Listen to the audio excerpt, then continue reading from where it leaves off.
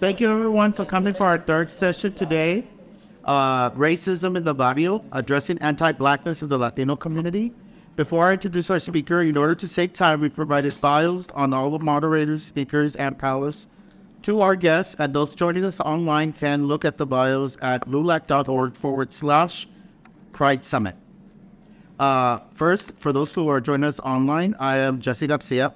I have the honor of serving as the moderator for this session, and I have been a member of LULAC since 2006, when we first started the first LGBT council in Dallas, Texas. And I serve as both the LULAC State Director of the District of Columbia, and I serve as the chair of the National LULAC LGBTQ Affairs Committee.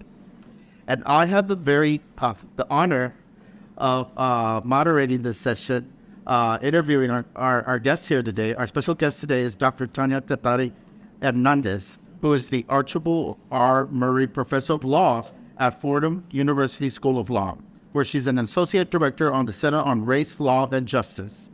Hernandez is a Fulbright scholar who holds an A.B. from Brown University and a law degree from Yale University. She's the author of many articles and books, including the newly released, let me hold it up. I feel like a talk show. Racial Innocence on Latino Anti-Blackness, Anti-Black Bias, and the Struggle for Equality, published by Beacon Press and available at every store, a bookstore that you can get a hold of. And we got ours on Amazon. You can follow Dr. Hernandez at Professor TKH on Twitter. Hopefully it'll still be around by the end of next week. Please follow her, Professor TKH. And we're so pleased to have her in person today. Thank you so much for joining us. Thank you, guys. And I was telling her when we were thinking about this summit, when we had polled the national committee members of what are some of the subjects that we need to talk about, this was one of the top subjects, addressing anti-Blackness in the Latino community. We encountered it not only in organizations that are national and that are Latino focused, but we also encounter this situation within our own families. And we built this whole summit around this session. I was going back and forth where should we make it a panel or should we just make it a speaker? And I felt because of the subject matter expert that we have in our hands, I said, let's just give her the whole hour. And I'm glad that we did, because there's a lot of national media folks that when they need someone to talk about this issue, this was the woman they reached out to, especially during the Black Lives Matter marches. The people that were writing about this subject would talk to Dr. Hernandez. So it is our pleasure to have you. It's an honor. And so thank you for answering my email. Out of the blue, you got the boost. This is Garcia contacting me for this event. But real quick, if you want to share a statement before we even start. Okay. Go ahead. Well, first, I want to thank you personally, Jesse, because you went through a lot to try to deal with all of the logistics. Because in the middle of a book tour right now. Just trying to sell books, and you're gonna give them up 3 days to go. And they said I couldn't sell books because Collaborate doesn't allow them. Why? But you worked with me, and it was quite beautiful. So thank you for that. I also want to thank the Human Rights Campaign that donated the books for distribution, because I like to be able to do that, and it was so wonderful to just kind of figure out a way and had the donation. So thank you for that. Do you want me to start answering the questions you posed? You want to ask those questions first? I'll ask the question, and that way we can just go back and forth. Okay. And if you need some clarification, I'm here to provide that. Okay. So one of the first things that we want to talk about is what has contributed to the marginalization of Afro-Latinos' presence and contributions in history and Latinidad. What has prevented them from getting the full credit for our culture? I mean, what's interesting to talking about this in this particular space, and the reason why I say that is because here's where you will immediately be with me as far as talking about intersectionality. Like, even if the academic term intersectionality is not one that immediately rolls off your tongue, you intuitively know it because you live it. That is to say, living within the intersection between ethnicity, Latinidad, and gay, lesbian, LGBTQ identity, right? That itself, you already know what intersectionality is without having to have all the rhetoric about it, right? But even within intersectionality, there's intersectionality.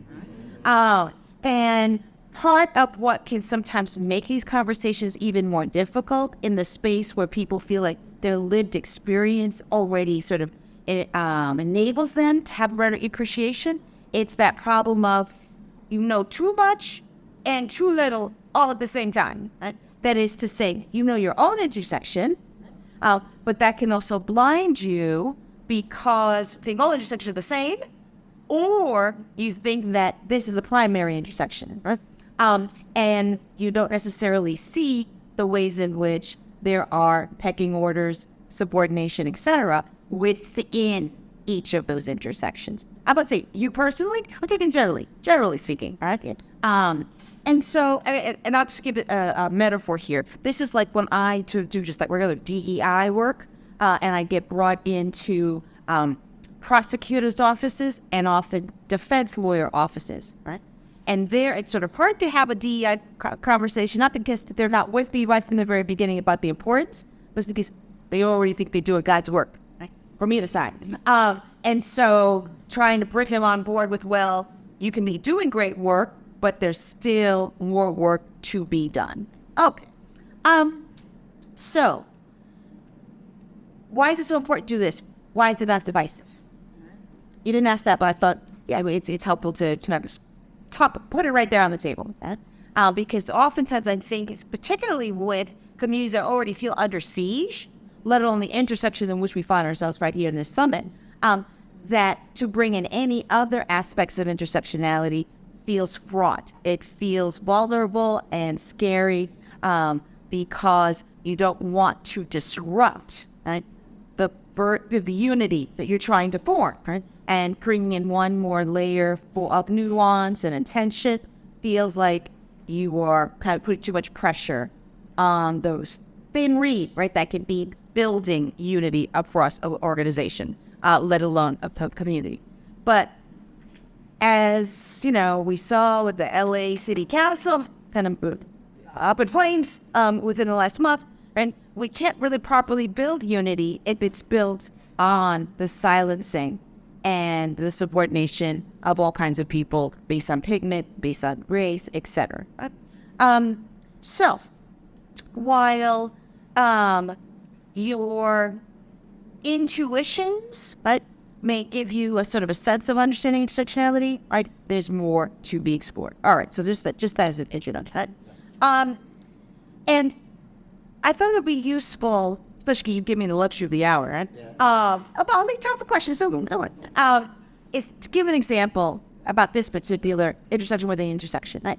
I should say that in the book, what I attempt to do is what I have young people in my life. I have children, and so what the young people in my life tell me is, bring in the receipts, right? That is, like I'm constantly coming up against the resistance within Latino communities, right? Latinx communities, with regards to just raising the issue. And so part of what I did was I used cases as a framing device. That was a literary device in order to be able to make visible what is often invisible, right? Because it's within anti-discrimination law cases that people sort of get very concrete about talking about it's more than feelings, it's more than a sense of insult to dignity, microaggressions, though all of that's important, right? But it gets very material, right? When you are in bringing a court case, right? And these are cases in which it's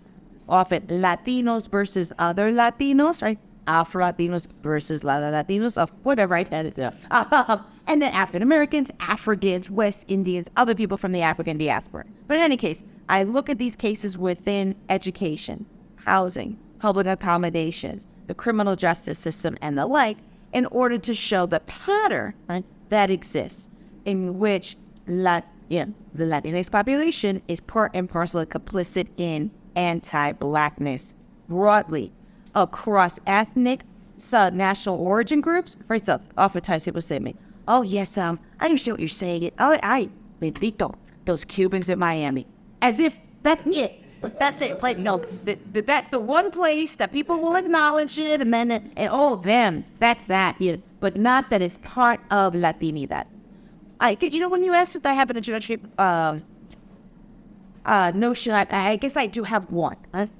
This the other young people often bring up to me. They say to me, "Oh, are you here to let us know that Latinidad is canceled?" And actually, no. I mean, I'm not saying that isn't an interesting project to be pursuing, but that's not mine. And what I mean by that is, I still believe in like a Simon Bolivar idea, right? You know, that we could bring together unity across Latino self-ethnic groups, right? But to have true unity, it can't be built on silencing, right, of all kinds of intersectionality. And so my idea is that we can reappropriate and make Latinidad something truly unifying, as opposed to presuming that it's corrupt from the very beginning, which is another strand of sort of Twitter conversation. But I wanted to make sure that I was clear that doesn't happen to be my point of intervention. Okay, so a story from the book. A worker named Victor is long-time successful person working within advertising and product management in the continental United States. He then gets and he's built within his work a very unique sphere in which he's able to try to advertise products to the communities of color. Right? That's his expertise. He then gets asked to go to the Puerto Rico to do more of the same. Victor happens to be Puerto Rican as well, but okay, so it's nice for him to go home. All right. And he is the deputy director of sales and marketing for beer and liquor at a distribution location in Barrio, Puerto Rico, for the Boricuas in the room, you know. If you know, that's like cerquita de where Bad Bunny came from in Big Alta. So, you know, anyway, that's in Barrio. He brings this campaign to market Anheuser-Busch beer products to the LGBTQ community within Puerto Rico, because he already had success in doing so in other locations, right? So he's like, he's coming in with that success. So you would think, okay, but he's coming in with a success into Puerto Rico. Enough said.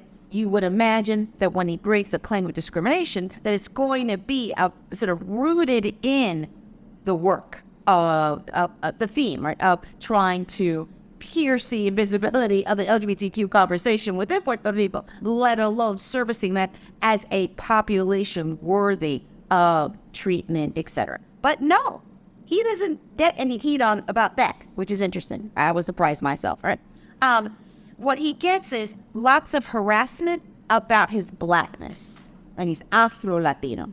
And I think part of this is also talking about intersections with intersections, of anti-Blackness, also with the resentment of his status coming in from the continental United States, already having and some success. And people, why do I say that? Because here's some of the comments that he would get: that he was a white black guy, that he was a black guy who parts his hair, meaning you think you're all of that you have enough there to lay it down, all right?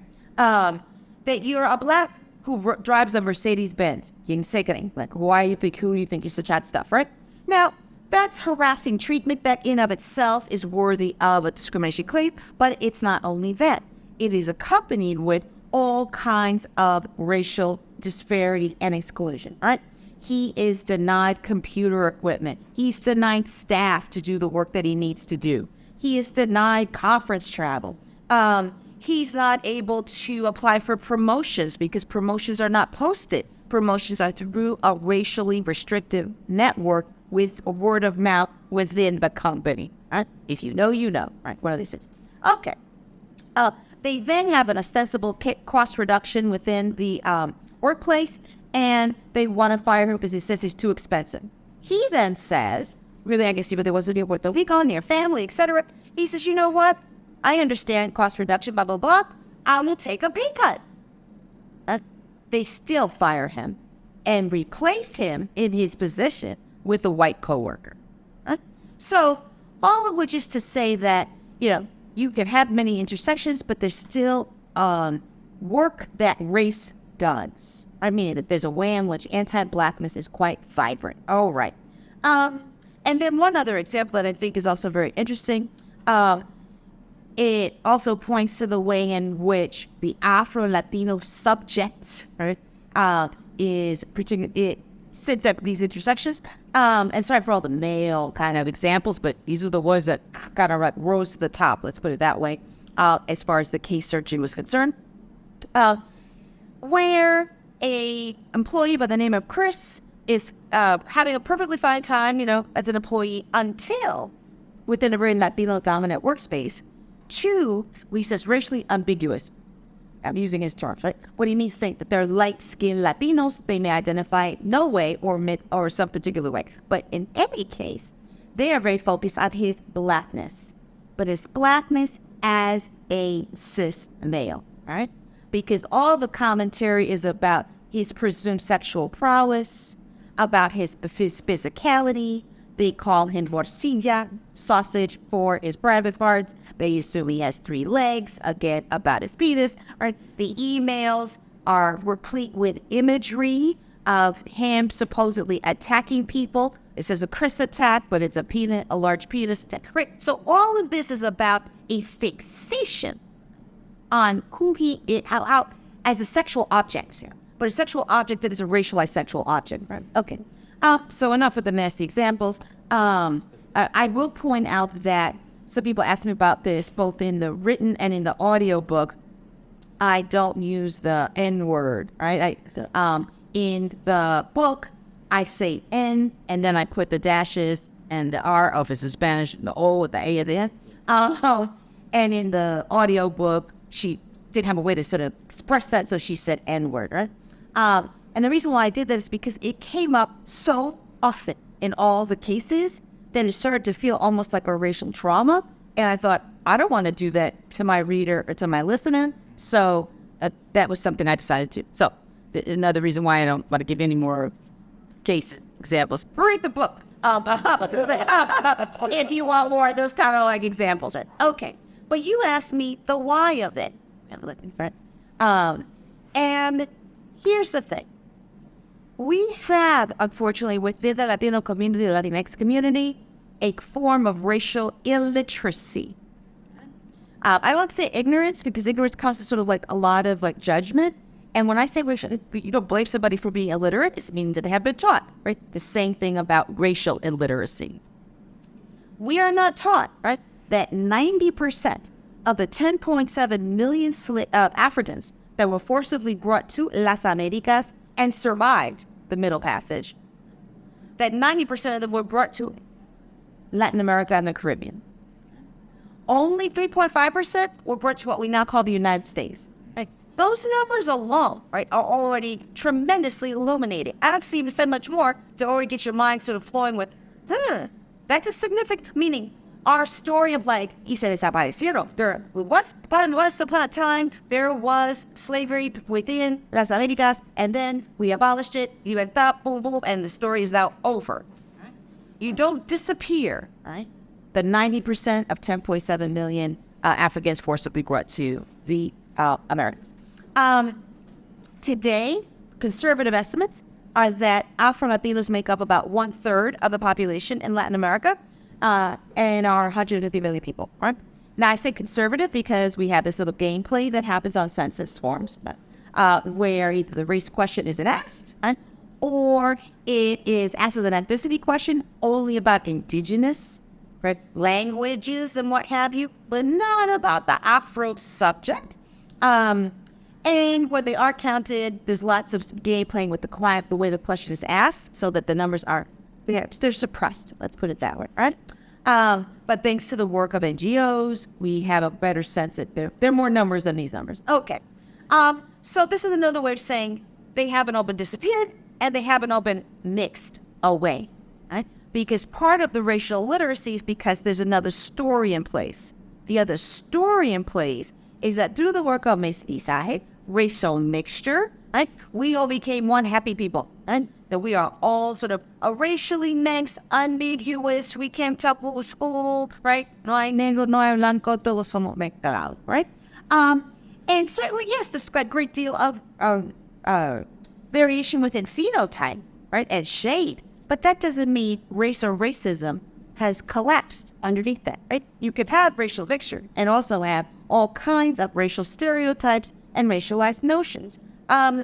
And another way in which we have racial illiteracy is because of the comparison strategically to the United States.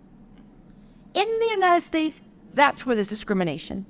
In the United States, that's where there's a binary white and black. Right? We don't know nothing about that. Right? We Latinos are racially innocent of that. Right?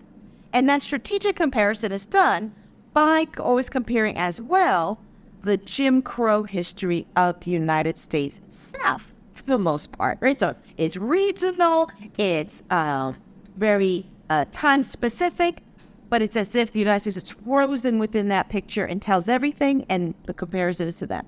What this omits, right, are the ways in which within Latin America and the Caribbean, I'm going to move to the United States very quickly, that within Latin America and the Caribbean, there have been long histories of customary law. This is where, without having to put it in the legislation, right, police are already tasked with regulating spaces to have them be white spaces. After the abolition of slavery, many Afro-Latinos would say, until today, right? You know where you're welcome and you're not welcome. If you don't know, this clarity is quickly provided. Not this mall, out the door, right? Not this park, out the park. Right? There are ways in which there are white spaces without even labeling white spaces. And we do this through the language of socioeconomic status, as if socioeconomic status was completely converged with race, which it is not. We do have middle-class black people, right? And when we compare middle-class black people to middle-class white people within Latin America, the work of sociologists do this, right?